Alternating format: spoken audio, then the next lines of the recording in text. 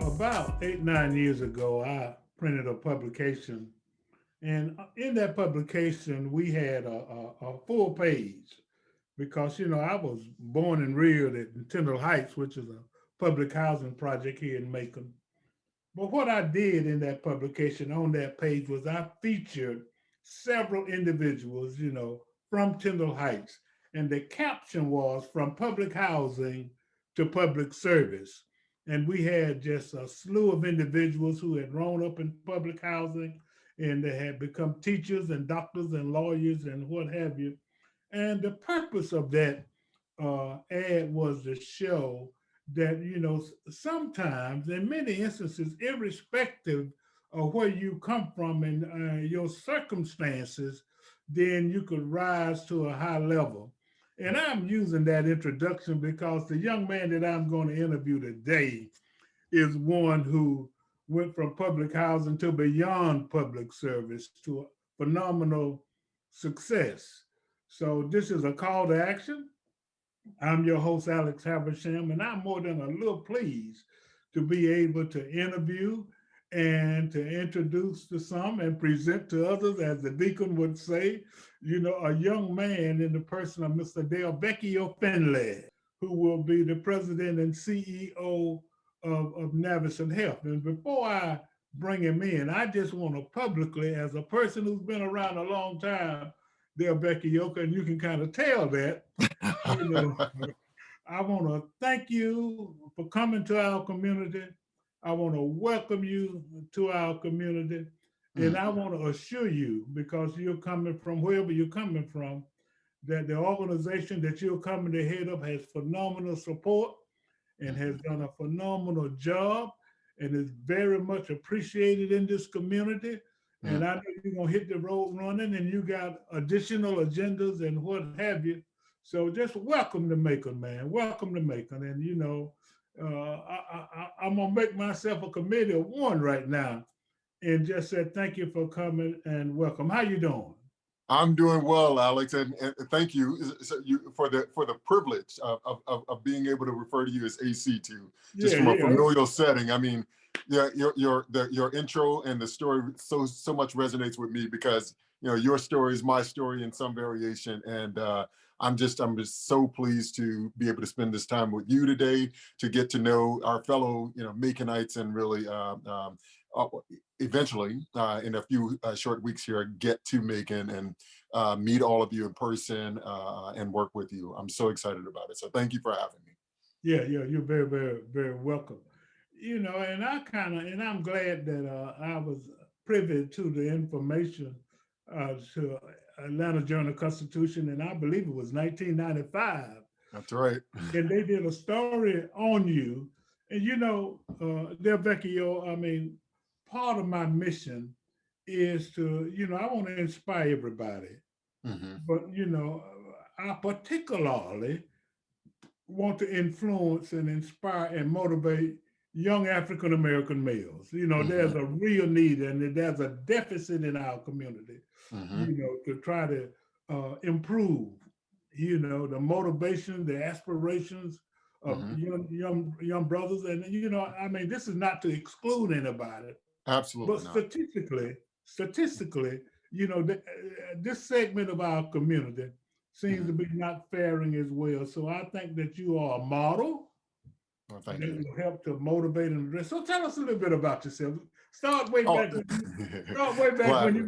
when you were trying to influence your brother. Yeah, listen, so everything you said again just really resonates. I'm Delvecchio Finley. I'm so excited to be coming in as the new president and chief executive officer of Navicent Health, soon to be rebranded as Atrium Health Navicent, and just couldn't be more thrilled to be joining, as you have attested to, such a wonderful, caring, and community-oriented organization. But a little bit about my background. Listen, I'm from Atlanta, Georgia, born on the south side of Atlanta, as you said, in public housing, raised by a single mom, eventually by an aunt. You know how these family things go, and really just kind of grounded and rooted me. And quite honestly, goes even beyond that, because as the adage says, it takes a village. I was blessed to have a village of people who just wrapped their arms around me at various stages of that development, because my background was one that was resource constrained, to put it mildly. And so thanks to a bunch of mainly teachers and nurses in the schools and other professionals who thankfully took an interest in me, saw potential, saw the commitment to work hard, but knowing that even that, in our environment, both then and now, still requires a hand up and not always a handout. And those individuals took a keen interest in me, to the point that it also reminded me of a faith-based adage: to whom much is given, much is required. And it really just kind of compelled me to continue to move forward, to try to make good on the investments, the time, the dollars, the resources that people made in me, so that I could be a benefit to my community.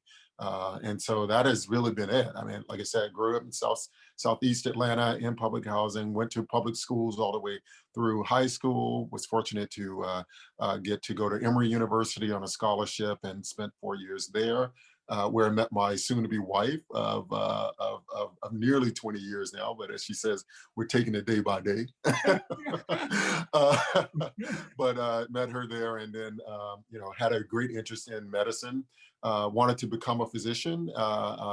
Got a little bit jaded in my classes in college, but again, still had people encouraging me, and was still committed to making good on those promises to my community. Learned about healthcare administration, saw that as a path to continue to realize that dreams, and focus on areas where I could be of value. And the rest is, as they say, history.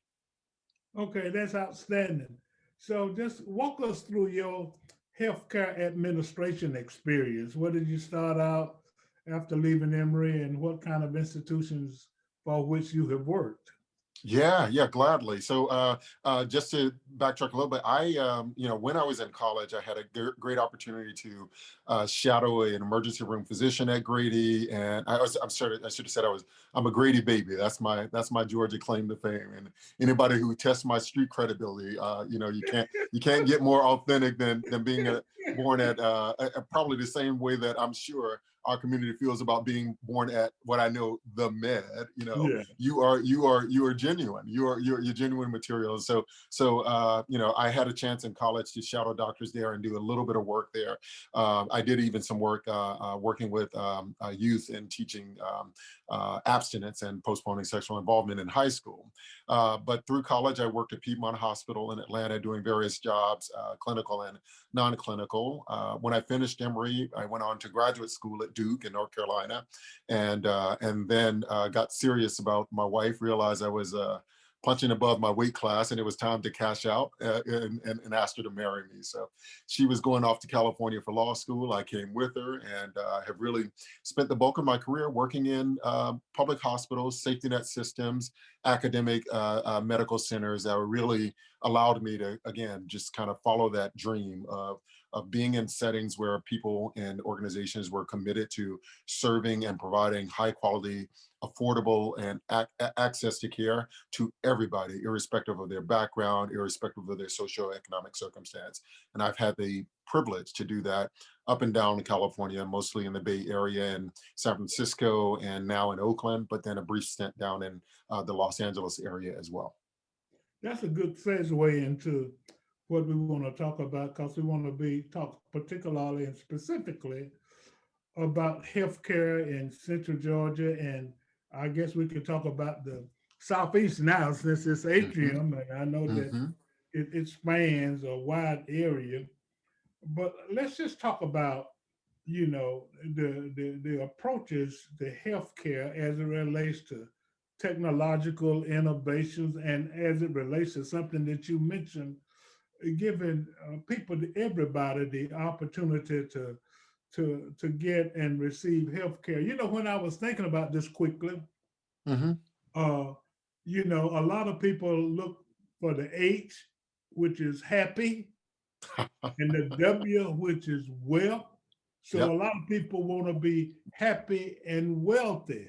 You know Hmm. what I'm saying? But Hmm. then as I thought about it, well, you might need to put health and wellness the H ought to be health and the W ought to be wellness because you need those That's in right. order to be happy and wealthy. So talk a little bit about the role of healthcare, and Yep. how the new technology in healthcare and the initiatives that are being generated to make it available to everybody. Absolutely, and I love the way you frame that. I think one of the things growing up and kind of what pushed me into healthcare, particularly kind of looking around my community and seeing, in some cases, unfortunately, blight and seeing, a lot of untapped or unrealized potential in people in our community struggling to kind of just get on in the world and sometimes against some incredible odds and wanting exactly as you say happiness, wanting wealth, wanting all those things. What I appreciated is irrespective of how you do that in terms of if you want a large family or a small family, if you want to pursue a trade or a different type of career path, whatever you want to do, all those things rely on a foundation of health. All those things, that's the one non-negotiable, because you can't, whether academia, any of that stuff, you have to be well. And unfortunately, I saw a lot of kids in my community who would miss school because they were ill and were delayed in getting access to healthcare, and that impacted their ability to again fulfill their dreams as it did for the adults and others around us as well. So for me, what's been incredible about this journey, both my personal one but also the industry or the field, if you will, of healthcare, is that we have all increasingly come to value health care, and providing healthcare services is very vital to our community. Health, the presence of health is a totally different thing. It is definitely connected, but we want to look at healthcare as a driver and a contributor to health and not the other way around. Meaning that you want to focus on people first and foremost being well, and if possible staying well. And then in the unfortunate event that someone has an accident or traumatic event or needs healthcare intervention, or they have a chronic condition that exacerbates and they need help, that's when you want healthcare services to kind of come in, create a baseline that's sustainable, and support individuals and communities in maintaining health so that they can fulfill those dreams we talked about. So, what I love about what we're doing now, what's happening with Navicent and with this partnership with Atrium Health, is that we are pursuing just that. So, looking at providing or enabling our communities, irrespective of backgrounds and socioeconomic, to pursue and sustain health, whether that's population health efforts where we go beyond the walls of our hospitals, our post-acute facilities, our clinics, and really reach into communities and work with community partners and individuals. That's really important to us. And our partnership with HRM Health advances that further. We look at throughout South Georgia, Central Georgia, we've got a lot of rural communities.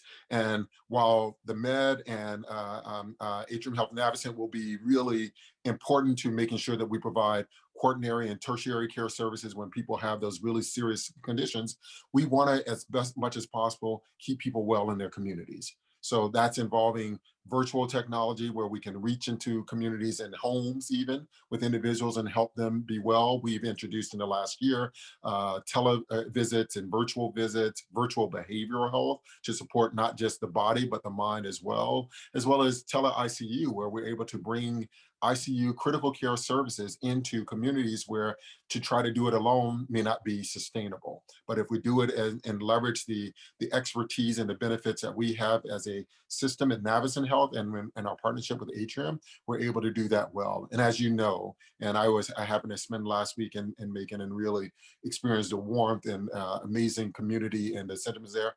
But just like it is in the Bay Area here in California and across all of our country, this pandemic is really hurting our community, and people have been suffering for nearly a year now. So using virtual health has really helped us in that respect as well, to be able to expand our ability to serve people who are suffering from the pandemic, to leverage the talents of our teammates in different ways, because they're also, their family members, their parents, their grandparents, their loved ones, their children who are also experiencing the same thing. So those partnerships, I could talk more, and if we want to get into it with our partnerships with other health systems across the system to meet the needs of our kids, to meet the needs of adults, to meet the needs of all generations throughout South and Central Georgia. Talk a little bit, just for a minute, about virtual health. a lot of people don't really realize the impact of it. I do, because my Mhm. last three doctor visits were virtually. So just Yeah. talk about that expansion and how that's assisting, in providing access to healthcare for more Yeah. individuals, particularly in the rural communities.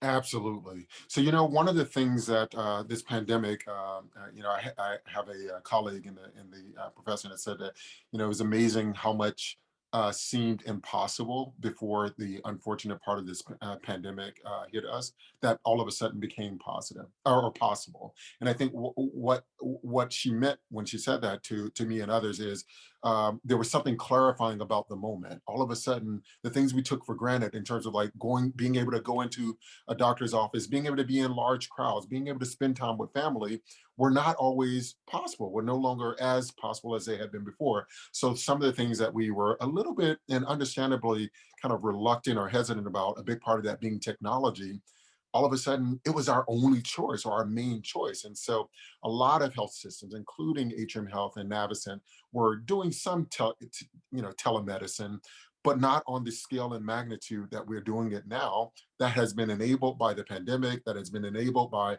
our governmental partners at the local, state, and federal level saying, what do we need to do to keep people safe? And that means that if we need to come into your home to keep you from having to come outside the home, then we want to do more of that. And as you mentioned, we started kind of somewhat, let's say, a little bit more fundamental.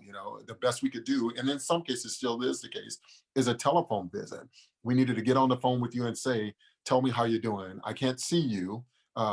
But nowadays phones are more computers than they are phones. So you can take a picture, and then the technology gradually increased. Like now I can do virtual telephonic visits with you.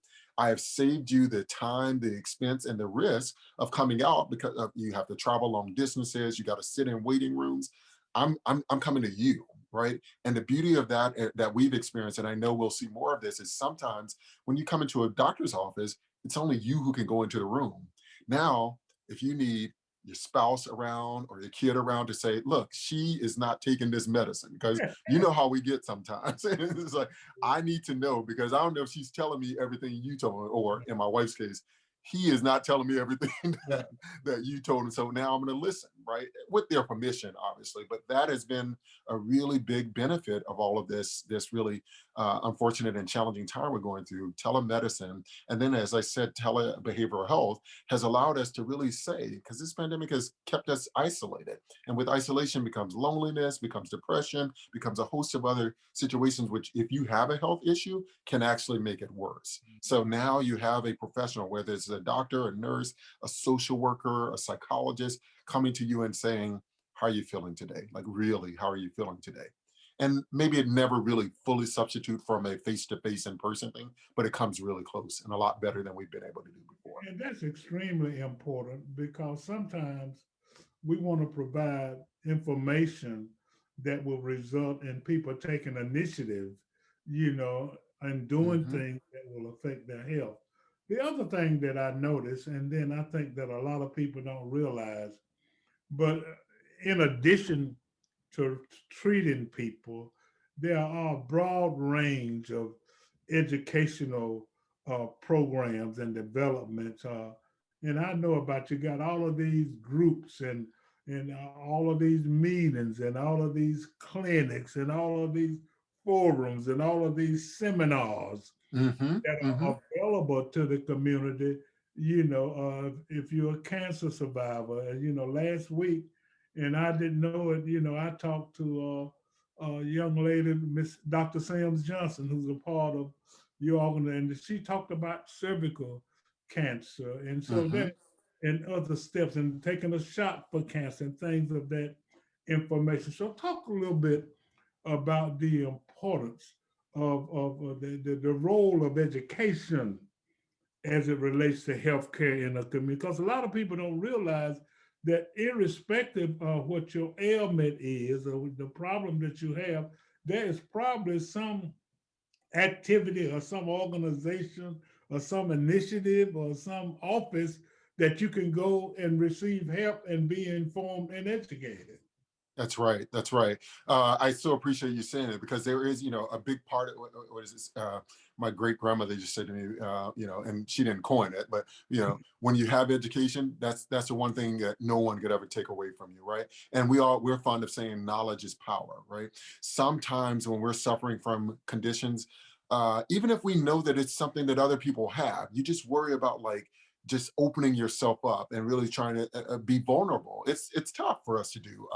And so the education you're talking about, the resources that we can provide in addition to the clinical intervention and talking to a provider is tools for you to get yourself educated, right? Allow you and your loved one or your people you trust and respect to help you to process what's going on and to divulge or lay your concern that you're the only one.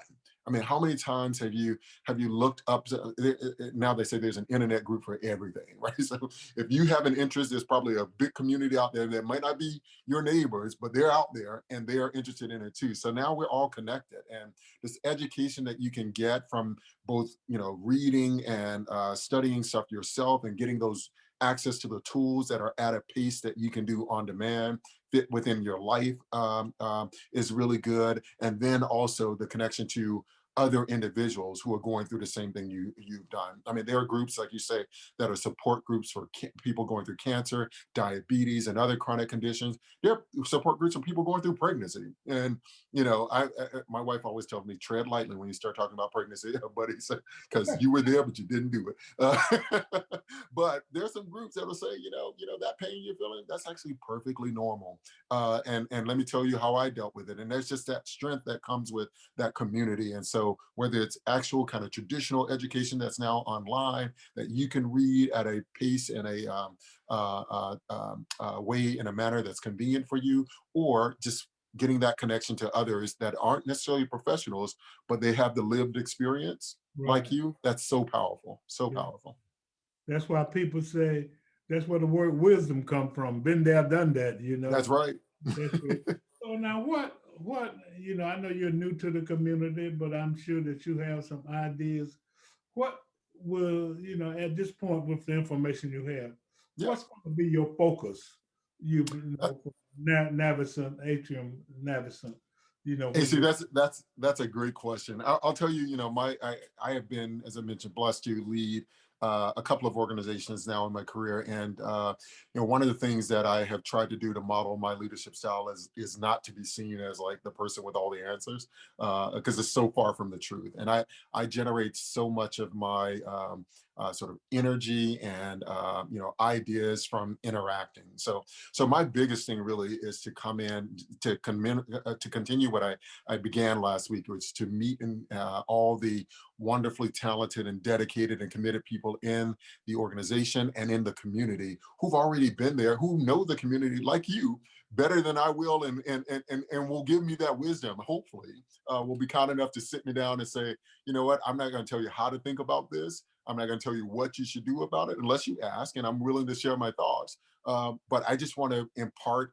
what I know, what I have learned over time to you to better inform your ability to work with us, to lead us, all of that stuff. So really, coming in, of course, I have some thoughts. I have some things I'm really passionate about. I'm passionate about healthcare equity. I'm passionate about providing high quality care and making sure that we're performing at a level that is you know, at least as good as, and I know that is already the case in many respects, but in many cases, even better, because I believe the people in Central Georgia and South Georgia deserve the best areas. And we're going to figure out how to do that where we might not be doing it and in areas where we are to sustain it. So I want to just come in and be an open book, a vessel to say to people in the organization and to people across Macon and Central and South Georgia, let's talk.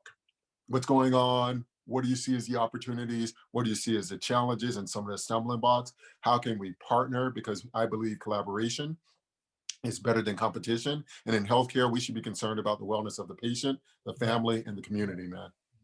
well, I would be remiss if you didn't give you a minute to kind of give some advice, talk about your take on COVID. Mm. So just talk a little bit about COVID and what you would suggest to the community, and just whatever your thoughts are as it relates to that. Yeah. Well, thank you, AC. I would say, this has been tough, like really, really tough. This time last year, I think, maybe a few weeks later, is when we were first like, what is the coronavirus? What is this Yeah, thing people keep talking about? And, and probably a few weeks after that, we thought, oh, hopefully this is just some little thing like the flu and we'll get over it and move on. But there were people saying, yeah, maybe not so much. And we were hoping, I'm listening to you, but I hope you're not right. Right. And unfortunately, a lot of that has panned out. I mean, this is a once in a generation experience that we're all going through, and both as healthcare providers as well as lay members of the community, we've been learning as we go, and that's a scary thing for a lot of us. Like, you just sort of, you have some baseline knowledge that you're building on, but a lot of this has been kind of seeing how it's impacting communities differently, and not just geographically, socioeconomically and ethnically as well. So we know, and the data has continued to bear out, this pandemic, this virus has disproportionately impacted our Latino brothers and sisters in terms of the number of positive cases. It's disproportionately impacted our African American brothers and sisters in terms of deaths, right? In terms of the severity of the illness, and the treatment for it has gotten increasingly better over time, because the medical professionals have learned what works better. And some of that is tailoring to whether you have pre-existing conditions or not. And I will say, just from a personal perspective, because I want to be an open book as much as I can to make it. I actually, unfortunately, contracted COVID-19 at the beginning of December, right after the announcement of all things. So I had my high and I had a serious low, which was very scary for me. I mean, I was out for about 2 weeks, and really sapped and drained my energy. I was up and down. My wife was really worried. I was really worried about my own well-being, but that my ability to support my family and to continue to fulfill my responsibilities in the community. So it is real, and I know that we've had a lot of we've lost a lot of our members of the community in Macon and the surrounding areas. The hospitals are full still. I'm really encouraged, and I know we all are, that we have vaccines now, and we are moving into increasingly gradual phases of getting it accessible to all of the community. I really applaud the many healthcare professionals and first responders and our members of our senior community who are being bold and courageous and saying, I want to go ahead and get that vaccine. And I know in some cases people feel like it's a leap of faith, and in some cases it is. well, But well, science is bearing it out, at least so far. And so I'm hoping that we can continue to do that, and we can be able to spend more time with each yeah, other yeah. really soon. Well, I'll let you know now. I'm in line. I'm getting in line every day to get it. All You, right, all right. matter of fact, when I get it, we're gonna do it on air. I'm gonna put it on my show. To try to encourage people to take it. Well, That's I want to outstanding. thank you, man. I want to wish you Godspeed. Cindy has my number. And anything you need or that we can do for you as a community, then I'm as close as your fingertips. And we're just very, very excited about you and your family coming to our hometown, our area, our community. And I promise you that we welcome you with open arms and stand ready, willing, and able to assist and to advise, since you said you wanted some advice. Yes, sir. Yes, sir. Well, let me tell you, I feel it. I feel the sincerity and the Yeah, genuineness, and it resonates with me, having yeah. grown up in Atlanta and spent time with my family from time to time, even down as far as Barnesville. And so thank you for that. Thank you for this opportunity today. Thank you to your viewers for welcoming me. And please reach out. I'll be overwhelmed, but I'm open, and I'll manage it with the support of Cindy and Megan and the team. But I look forward to joining them and joining you in continuing this trek to making the best for everybody who's in our community. So thank you This so is much a for that. call to action, and I'm your host, Alex Habersham. We're out of time, man, believe it or not. Having interviewed Mr. Delvecchio Finley, who is the president and CEO of Atrium Navicent Health. And uh, we want to thank him again for this interview, and we want to welcome him again to the community. And we are as close, everybody is just ready, willing, and able, because most of us realize the important role that Atrium Navicent plays in our community. And we know that it will continue and get better under your leadership. This is a call to action. I'm your host, Alex Habersham. Have a great day.